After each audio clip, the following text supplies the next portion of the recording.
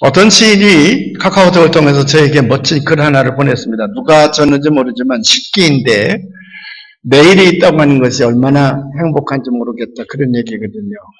누구에게나 다 내일이 오는 것 같지만 사실은 내일을 살아보지 못하고 오늘 세상을 떠나는 사람들이 얼마나 많이 있습니까?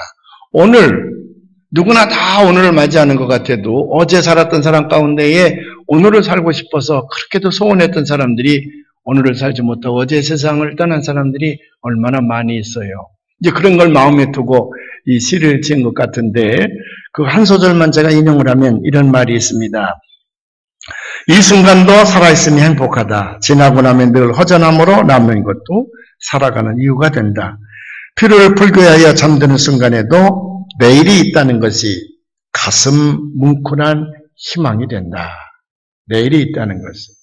우리가 언뜻 보면 누구나 다 내일을 맞는 것 같아요. 당연히 나도 내일을 맞는 것 같은데 사실은 내일을 맞지 못하고 오늘 세상을 떠나는 사람들이 많이 있지 않습니까? 그렇게 따지고 보면 하루하루가 우리에겐 얼마나 소중한지 몰라요. 또 어떤 분이 카카오톡으로 이런 글도 보내서 요즘에 그 SNS를 통해서 좋은 글들이 많이 이제 왔다 갔다 하는데 36살에 세상을 떠난 그 영국의 샬롯 키틀리라고 하는 여자가 자기 블로그에다가 세상을 떠나면서 남긴 글입니다. 두 아이가 있었는데 대장암의 판정을 받고 의사로부터 당신은 6개월밖에 살지 못합니다. 그래서 이제 6개월을 더 산 다음에 세상을 떠났습니다. 그분이 남긴 글이 이런 글인데 찬찬한 감동을 줘요. 여러분도 한번 잘 들어보시기를 바랍니다.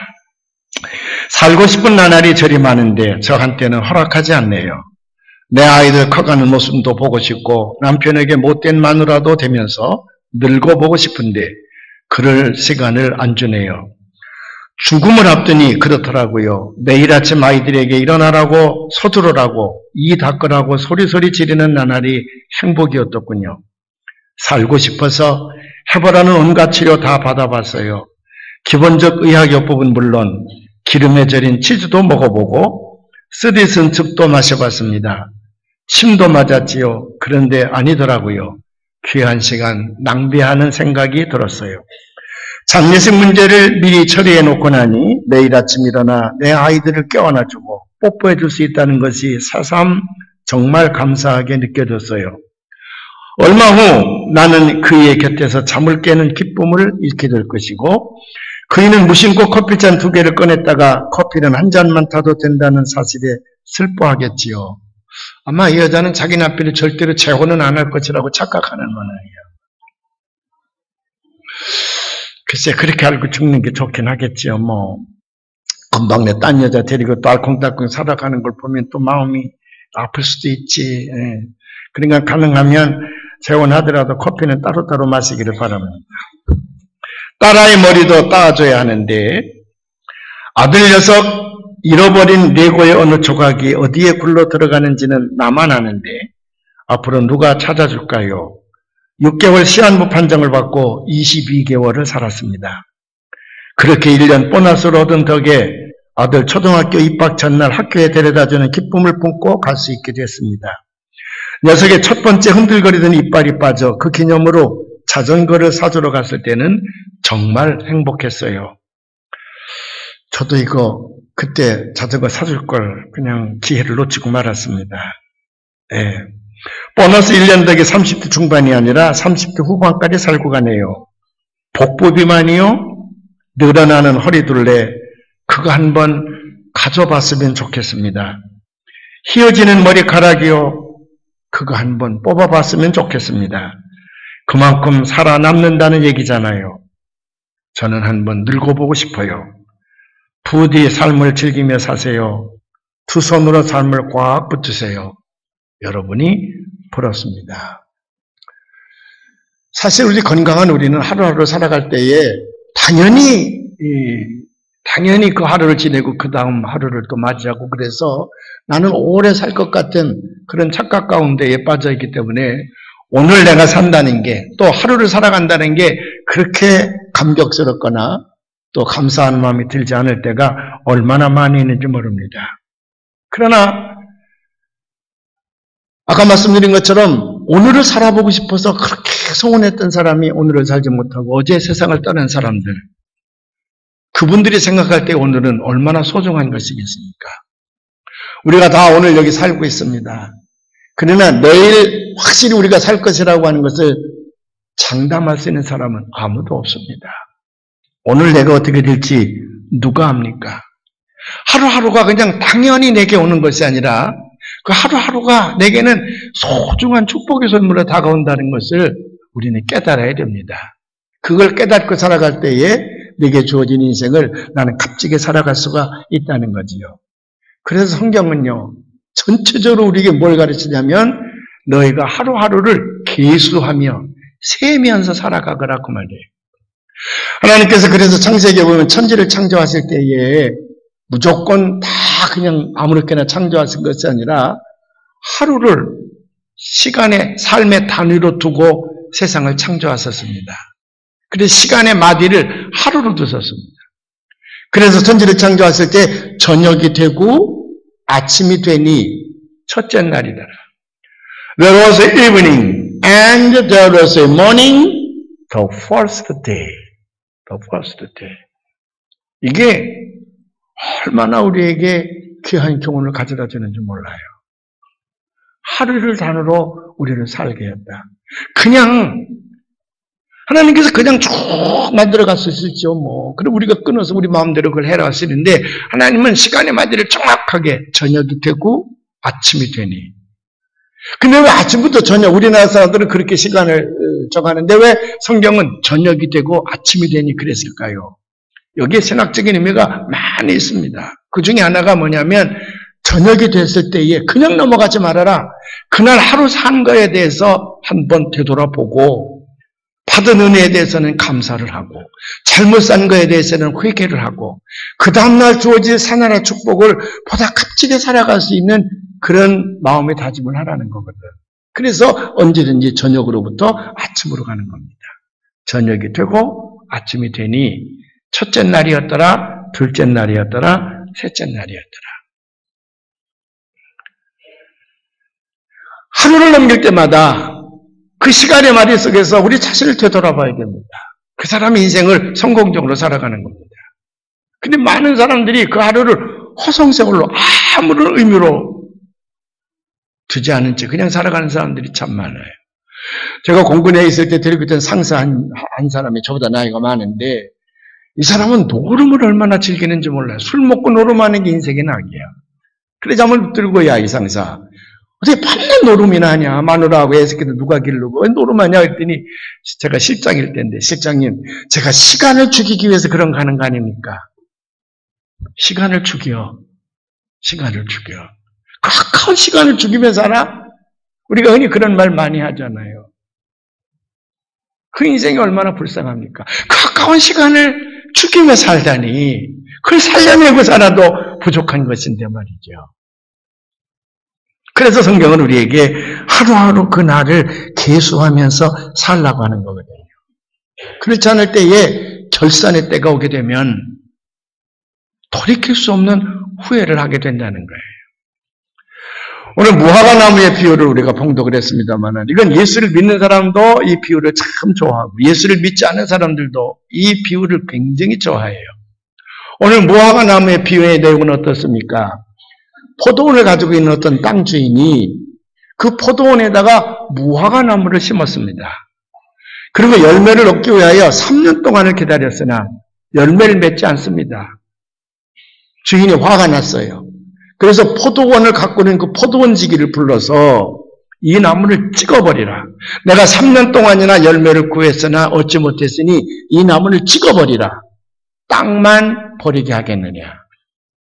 그랬더니 그 과원지기가 간청을 합니다. 주인이여, 한 해만 더 놔두십시오. For one more year예요. 한 해만 더. 내가 기름을 주고 땅을 파고 기름을 주고 잘 가꾸어서 내년에는 열매를 맺게 하겠나이다. 그래도 열매를 맺지 못하면 그때 찍어버려도 늦지 않지 않습니까? 이 비유가 독특한 건요. 몇 가지 아주 특별한 것이 여기 있습니다. 첫째는 뭐냐면 이 포도원, 이 포도나무는 중동 사람, 이스라엘 사람들에겐 아주 소중한 자산이에요. 우리 농부들로 말하면 쌀농사와 같은 아주 소중한 자산입니다. 과일의 상징이야. 과일 중에 과일이에요. 모든 그 부의 가치 기준도 되는 겁니다. 그래서 포도원을 정성껏 가꾸는 거예요. 무화과 나무는 그렇게 가꾸는 나무가 아니라 길거리에 그냥 야생으로 자라나는 나무입니다. 저 산이나 길거리에서 야생으로 그냥 크는 나무예요. 근데 어떤 땅 주인이 그 무화과 나무를 포도원에 심었습니다. 그래서 포도원 지기로 하여금 그걸 가꾸라고 그랬어요. 그럴 때 그 무화과 나무는 특별한 선택을 받은 나무야. 다른 나무들은, 다른 무화과들은 그냥 산에서, 그냥 길거리에 숲에서 그냥 그렇게 크는 건데, 이 나무는 주인의 택함을 받아가지고, 이제 포도원으로 옮겨 심어서, 저 들에서 야생으로 크는 무화과 나무는 자기 스스로 물도 찾아가야 되고, 잡초와 싸워서 이겨도 해야 되고, 가시나무 같은 것도 싸워서 이겨내서 자기 스스로 커나가야 되지만, 포도로 옮겨 놓으니까, 그 포도원 지기가 정성껏 그걸 가꾸지 않았겠습니까? 자기 힘 안 들여도 다 공급이 되지 않았겠어? 이거 큰 특별한 선택이에요. 이건 바로 우리를 가리키는 거거든요. 우리. 세상에 60억 인구가 있습니다. 우리나라 인구도 7천만 명이나 있다 그러는데 하나님께서 내게 믿어지는 믿음을 주셔서 내가 하나님을 믿게 됐습니다. 그래서 예수 그리스도의 십자가의 은총으로 내 모든 죄를 용서받고 저는 하나님의 자녀가 됐습니다. 하나님의 딸이 되고 하나님의 아들이 됐습니다. 하나님은 우리에게 영생을 주셨어. 그래서 죽음 이후에도 하늘나라에 가서 하나님과 더불어 영원히 살게 됐어.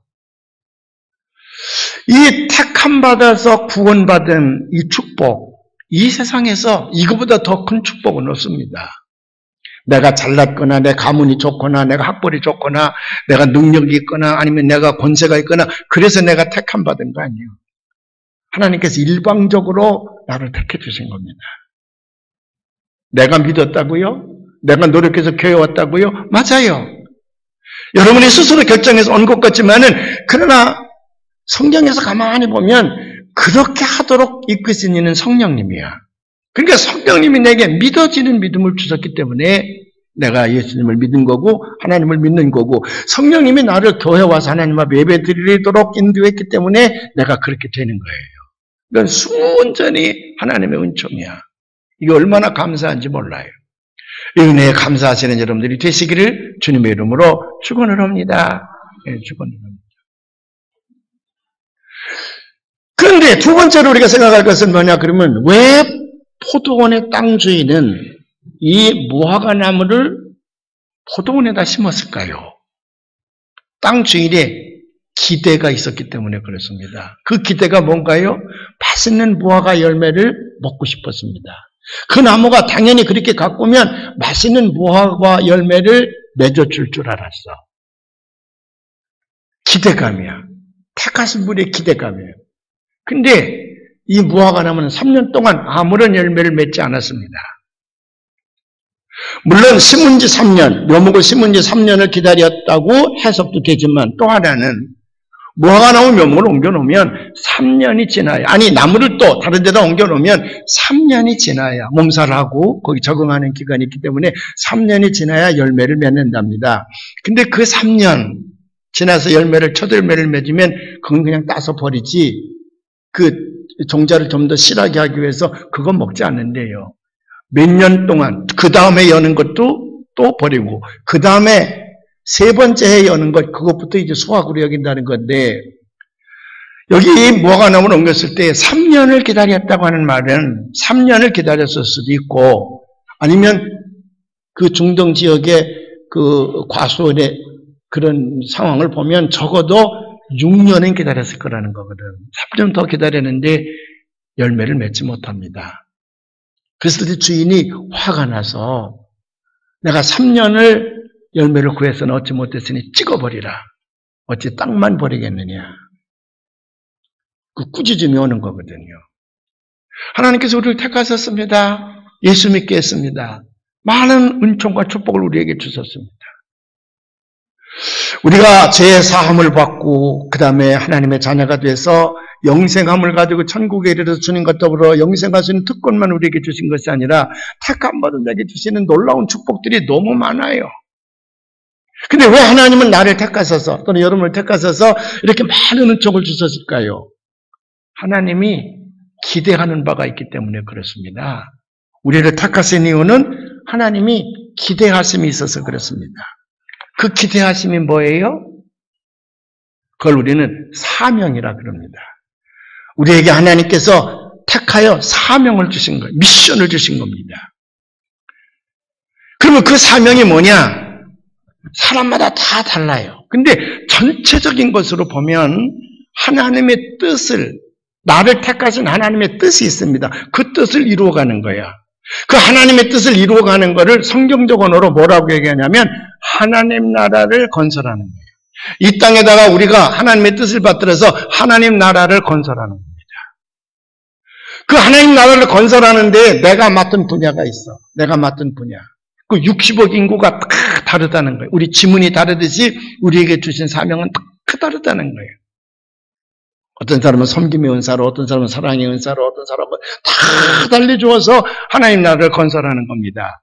그래서 갈라디아서 5장 22절에 보면 성령의 열매라고 하는 것이 나오고 고린도서 13장에 보면 또 사랑의 거기 사랑장에 또 사랑이라는 게 뭔가 쭉 나오지 않습니까?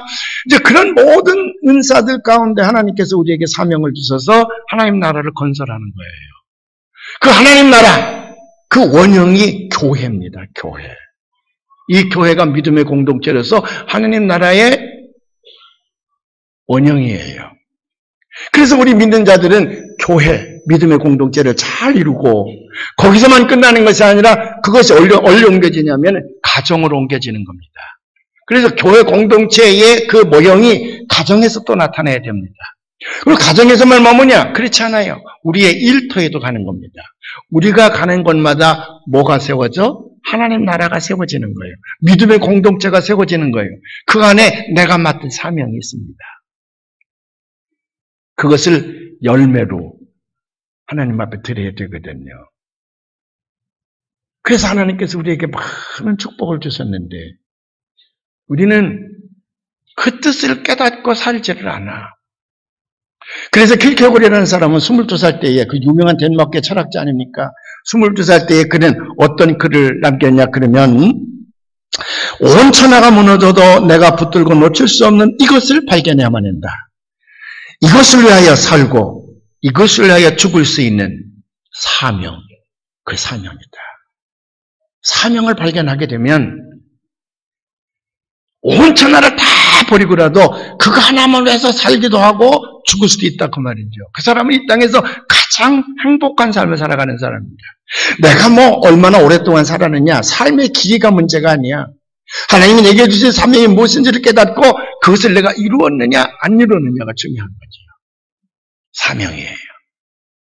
칼 힐트라고 하는 사람은 스위스의 유명한 법학자요, 철학자요, 문인이었었는데 이 사람은 뭐라고 얘기를 하냐면 내게 가장 최고의 날이 있다 그러면 그날은 바로 내가 사명을 자각하는 날이다.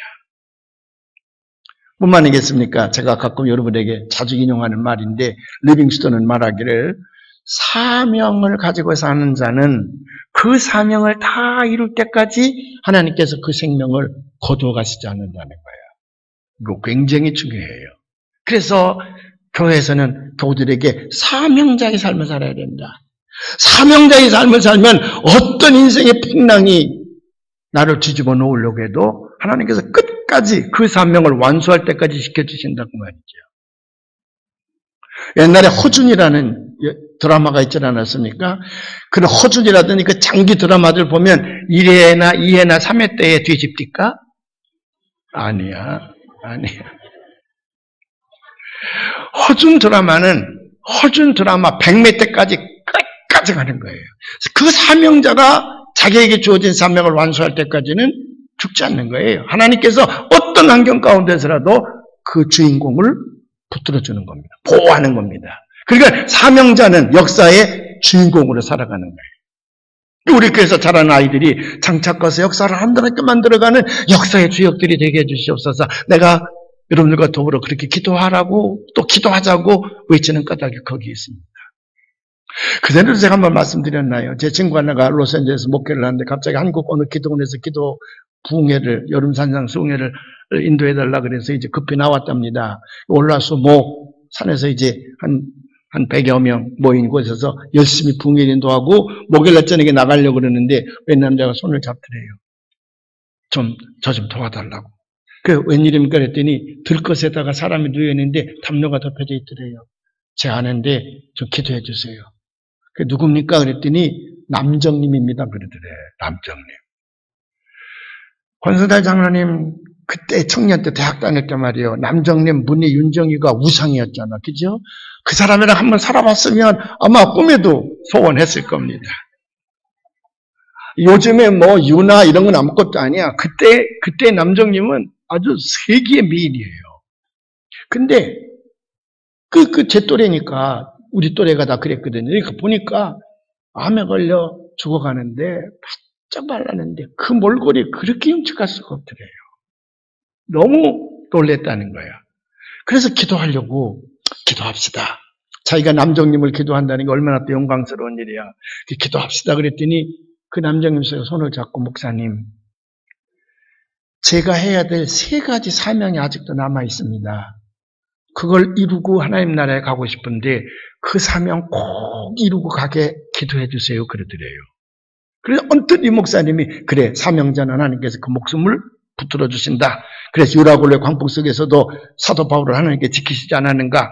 그런 생각이 벌떡 나서 두말하지 아니하고 손을 얹고 하나님 사랑하는 딸이 3가지 사명을 가지고 있는데 이 사명을 완수할 때까지 이 생명을 보호해달라고 기도했대요.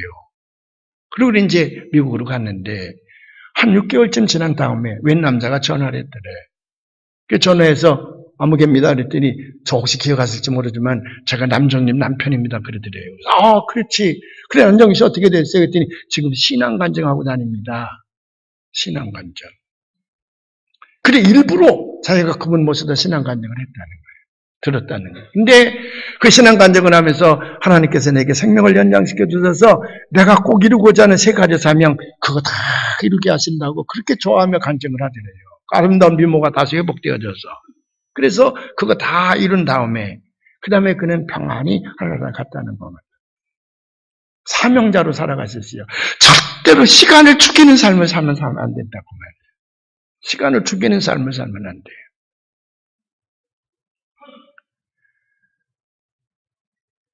그런데 찍어버리라 땅만 버리게 하겠느냐. 차라리 거기다 다른 과실나무를 심으면 포도나무라도 하나 더 심으면 될 텐데 땅만 버리게 하겠느냐. 그럴 때에 과원지기가 그 주인에게 간청하는 말이 있습니다. 그 간청하는 말이 뭐냐 그러면 주인이요 한 해만 더 참으소서.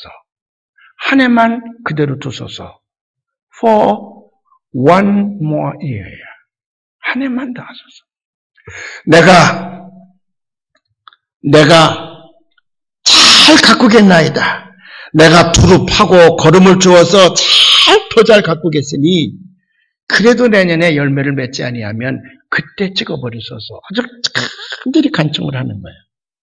거기까지 비유가 끝나거든요. 더 이상은 전개가 되지 않아요. 더 이상은 전개가 되지 않아. 한 해만 더. 성경에 여러 가지 비유들이 있습니다. 예를 들면 부자와 나사로의 비유. 기회를 놓치면 하나님께서 그에게 자비를 베풀라고 장을 마련해 주는데 그 자비를 베풀지 않으면 그 결과는 비참하다. 하나는 천국이요, 하나는 지옥이야. 그 부자가 아브라함에게 한 번만 다시 살아나가서 내 형제들을 구원케 해달라 그래도 허락받지 못하지 않습니까? 부자와 나사로의 비유는 그걸로 끝나는 거예요. 자비를 베푸시니 기회를 놓치면 다시는 그런 기회가 오지 않는다는 거거든. 열처녀의 비유, 열처녀의 비유. 준비해 놓고 있지 아니하면 다 잃어버리고 만다. 준비해 놓고 있지 아니하면. 뻔합니까? 양과 염소의 비유. 하나님께서 심판하실 때 그 기준이 뭔가를 우리에게 분명히 가르쳐주고 있습니다. 다 무서운 비유들이에요. 근데 이 무화과나무의 비유는 그렇지 않아. 무화과나무의 비유는 우리에게 뭘 가르치냐면 아직도 늦지 않았다. 한 해가 더 있다. 희망이 있다. 누가복음은요, 이런 비유가 많아요. 여러분, 탕자의 비유도 보십시오. 탕자의 비유요. 아버지 재산을 다 탕진하고 병들어 옵니다. 막 보통 아버지 같으면 내가 호적에서 너를 판 지가 벌써 얼마나 오래되는데 이놈아, 그러고 받아들이지 않을 거예요. 그냥 내쫓고 말 거예요. 근데 그렇게 다 탕진하고 돌아오는 자기 아들을 들여서 목욕을 씻고 새 옷을 입히고 금가락지를 끼워주고 살긴 송아지를 잡아서 동네 사람과 아들이 돌아왔다 기쁨을 나누. 내 것이다, 내 것이다. 또 한 번의 기회를 주는 거거든요. 누가복음은 그런 면에서 의사 누가가 이방인의 입장에서 복음을 쓴 것인데 너무 우리에게 감동을 주는 거예요. 한 번 더 우리에게 기회를 주는 거 아닙니까? 제가 목사로 살아가기 때문에 가끔 하나님 앞에 마주할 때가 많이 있습니다. 하나님 앞에 딱 마주하고 보면 참 제가 너무 추하고 너무 더럽고 맡겨진 귀중한 사명들이 많이 있는데 그거 이루지 못하고 허비한 시간들이 너무 많아요. 하나님 앞에 제가 회개합니다. 마치 하나님께서 제게 그렇게 하시는 것 같아. 내가 너에게 많은 열매를 보하고 있으나 너는 끝내 지금까지 아무런 열매를 맺지 못하지 않았느냐. 내가 너를 찍어버릴 것이다. 어찌 땅만 버리게 하겠느냐. 내가 너에게 얼마나 많은 것들을 주었는데 차라리 그것을 뺏어서 다른 사람에게 주었으면 그 사람이 훨씬 더 많은 열매를 맺을 것인데 내가 너에게 그 많은 열매를 주었는데 너는 아무런 그 많은 것들을 축복해 줬는데 아무런 열매를 맺지 아니하니 내가 너에게 준 모든 축복들이 그냥 그렇게 낭비되고 말았구나. 그렇게 음성을 들려주시는 것 같아요. 그래서 난 몰래 제가 하나님 앞에 눈물을 흘리며 회개하지요. 들키지 않아서 그렇지 제가 지은 죄가 많거든요. 그러면 하나님께서 제게 들려주는 음성이 있습니다. 제가 60년 이상을 예수를 믿었는데요. 이놈아 안 돼. 너는 틀렸어. 저는 그렇게 하거든요. 저는. 누가 저에게 자꾸 잘못을 반복했을 때 내가 저놈 한번 혼내야 되겠다. 그럴 때에 와서 뭐라 그러면 아니야. 내가 지금까지 너를 기다리는데 더 이상은 아니야. 그리고 끊어버릴 때가 많아. 그리고 아예 상종 안 하고 아예 평생 보지도 않은 사람들이 얼마나 많은지 몰라요. 여기까지 내가 했지만 너는 도저히 이제 안 돼. 그렇게 단정하는 경우가 많거든요. 근데 우리 하나님은 제가 그렇게 얘기할 때마다 한 번도 그렇게 나무라지 아니하시고 그래 걱정하지 말거라. 우리 다시 시작하자. 다시 한번 해보자. 늘 그렇게 말씀해 주시는 거. 그게 너무 고맙고 감사한 거예요. 너무 고맙고 감사한 거예요. 그런데 말이죠. 더 저를 감동시키는 말씀이 이 비유에서 무엇인 줄 아십니까? 여기 포도원지기는 예수님이나 성령님이거든요. 물론 다른 각도로도 해석할 수가 있지만 여기 포도원지기는 예수님이나 성령님을 가리키는 겁니다. 내가 열매를 맺지 못했어. 그때 예수님께서 성령님께서 하나님 앞에 중보기도 하시는 겁니다. 한 해만 더 기다리소서. 보통 저 같으면요. 한 해만 더 기다리소서. 내가 이놈을 아주 혼을 내가지고 그래서 내가 훈련을 시키고 단단히 해서 열매를 꼭 맺는 자로 만들겠습니다. 대개는 그렇게 얘기하지. 저도 밤낮 그렇게 얘기하죠. 근데 이게 과혼직이 뭐라고 얘기합니까? 내가 두루 파고 걸음을 주었어.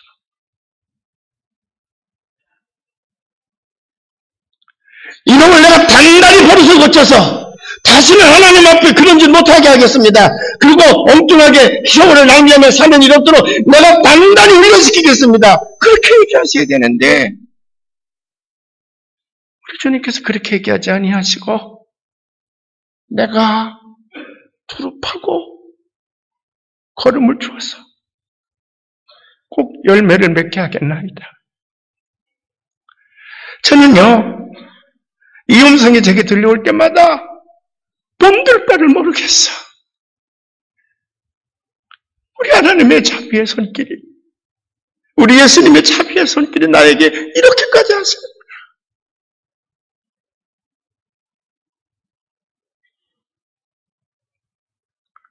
오늘 우리 교회가 창립된 지 61주년이 되는 날입니다. 아까 우리 장로님이 기도하시면서 잘 잘 기도해 주셨어. 우리는 세우신 분이나 그동안 61년 동안 이 교회를 봤던 분들이 정말 좋은 전통의 교회를 만들어서 우리에게 주셨습니다. 우리가 이 교회를 섬기면서 하나님 앞에 신앙생활하는 것은 정말 그것도 우리에게 엄청난 축복이에요. 61주년을 맞이해서 우리는 너무너무 고맙고 감사해서 하나님 앞에 감사 예배를 드리는 겁니다. 거기서 끝나면 안 되지요. 이제 우리는 61주년을 넘기고 62주년, 63주년을 우리가 이제 만들어가야 되는데 그 시간에 맞이해서 우리는 뭘 결심해야 됩니까? 지나온 시간들 한번 돌아보고 내가 교회를 어떻게 섬겼나? 내가 믿음의 공동체를 위해서 내가 무엇을 했는가를 잘 한번 반성해보고 잘못된 거 있으면 회개하고 그리고 새로운 날들을 위해서 이제 아침이 다가오지 않습니까? 62주년 다가오지 않습니까? 63주년 다가오지 않습니까? 더 아름다운 믿음의 공동체를 만들어서 풍성한 열매를 하나님 앞에 드려야 되지 않겠습니까? 우리가 나태하고 게으르고 허송한 세월이 얼마인데도 불구하고 우리 주님께서는 우리를 나무라지 아니하시고 오히려 하나님 앞에 한 해만 더 기다리셔서 내가 두릅하고 거름을 주어서 꼭 열매를 맺게 하도록 하겠나이다. 그렇게 중보하시는 주님이 우리 곁에 계신데 어찌 하루라도 낭비하며 살 수 있겠습니까?